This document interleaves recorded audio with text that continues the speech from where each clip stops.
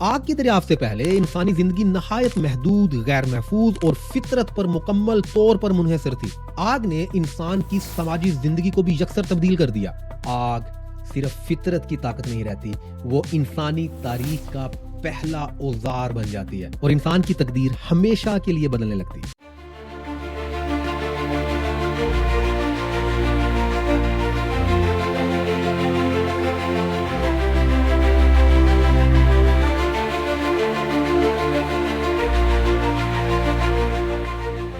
ناظرین، ماہرین آثار قدیمہ کے مطابق انسان نے تقریباً 1.5 سے 2 ملین سال پہلے آگ پر قابو پانا سیکھا اور اس کے قدیم ترین آثار افریقہ خصوصاً کینیا اور جنوبی افریقہ میں ملتے ہیں۔ سائنس ہمیں یہ بتاتی ہے کہ آگ پر کنٹرول حاصل کرنا کوئی اچانک معجزہ نہ تھا، بلکہ یہ آہستہ آہستہ کٹنے والا ایک طویل سفر تھا۔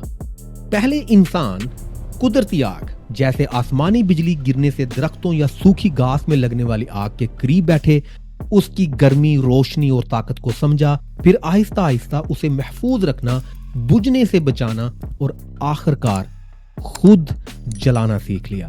افریقہ کے کھلے میدانوں میں ایک طویل رات اپنے تصور میں لائیں۔ بادل گرجتے ہیں، بجلی گرتی ہے، سوکھی گھاس اور ایک درخت شعلوں میں لپٹ جاتے ہیں۔ قبیلہ خوف سے پیچھے ہٹتا ہے، مگر ایک نوجوان رک جاتا ہے۔ وہ دیکھتا ہے کہ یہ سرخ شعلے تباہی بھی دیتے ہیں اور زندگی بھی پیدا کرتے ہیں۔ اس کا تجسس اس کے خوف پر غالب آتا ہے۔ وہ ایک سوکھی ٹہنی آگے بڑھاتا ہے، شعلہ اسے چھوتا ہے اور ٹہنی جل اٹھتی ہے۔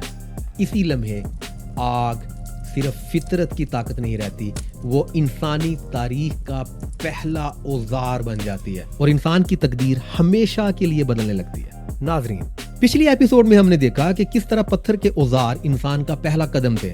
وہ لمحہ جب انسان نے فطرت کی اشیاء کو اپنے مقصد کے لیے ڈھالنا شروع کیا، مگر انسانی تاریخ کا اگلا اور اس سے بھی زیادہ انقلابی موڑ وہ تھا جب انسان نے کسی بے جان چیز کو نہیں بلکہ فطرت کی ایک طاقت کو قابو کر لیا، اور وہ طاقت تھی آگ، فائر۔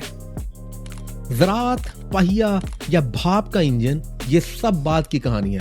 اصل انقلاب تو اس وقت شروع ہوا جب آگ صرف خوف کی علامت نہیں رہی بلکہ انسانی اختیار میں آ گئی۔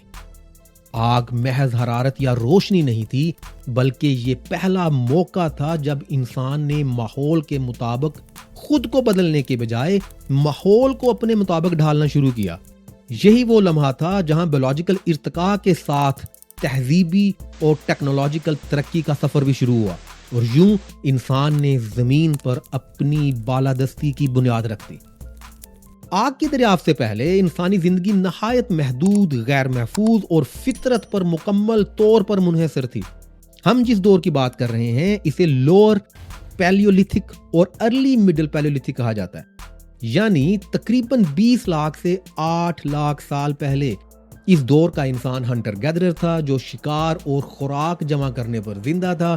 خوراک زیادہ تر کچی ہوتی تھی جسے ہضم کرنے کے لیے جسم کو بہت زیادہ توانائی صرف کرنا پڑتی تھی اور نتیجتاً دماغ کے لیے کم توانائی بچتی تھی۔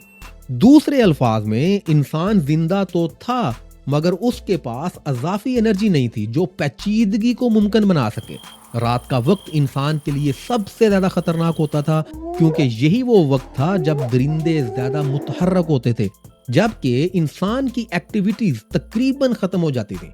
سرد علاقوں میں انسانی بقا تقریباً ناممکن تھی، جس کی وجہ سے انسان مخصوص جغرافیائی حدود تک محدود تھا۔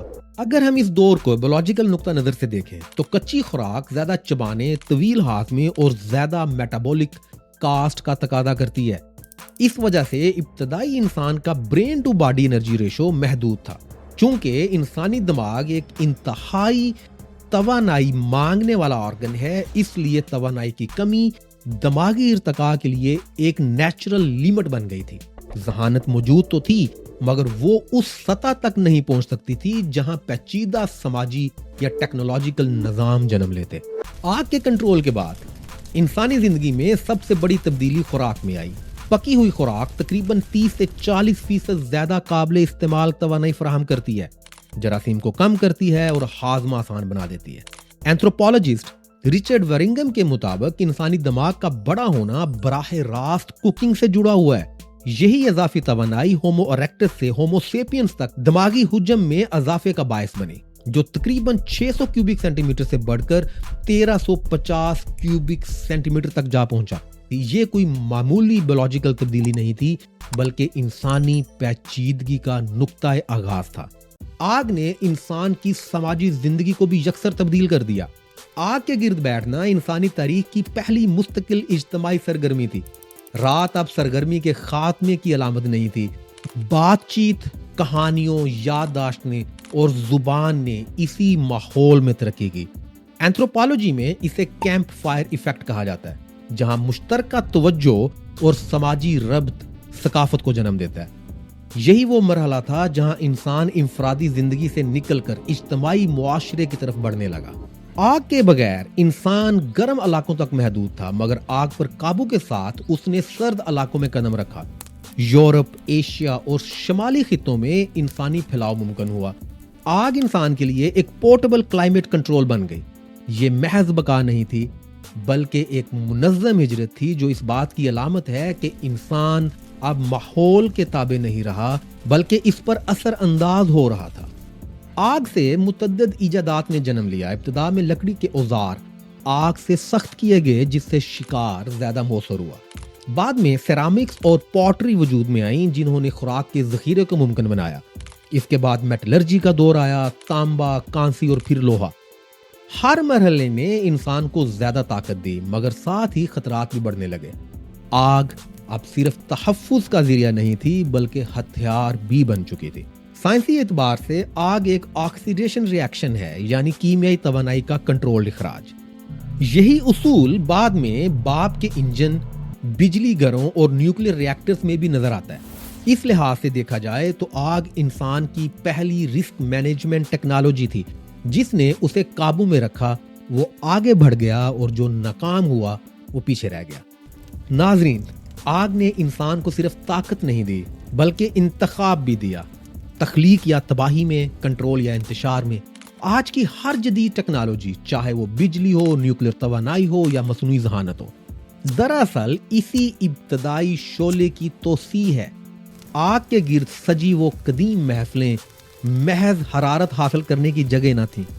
वो इंसानी शऊर की पहली दरसगाहें थीं, जहां गुफ्तगू बढ़ी, काम बांटे गए, अल्फाज पैदा हुए, अल्फाज को तरतीब दिया गया, कहानियों ने शक्ल इख्तियार की और इशारे बाकायदा मानी में तब्दील होने लगे। नाजरीन, अगली किस्त में हम उसी तारीखी लम्हे को डिस्कस करेंगे जब शोलों की रोशनी में लैंग्वेज और सिंबॉलिक कम्युनिकेशन ने आंख खोली। वो कुदरत जिसने इंसान को मानी तख्लीक करने वाली मखलूक बना दिया। इंतजार कीजिए।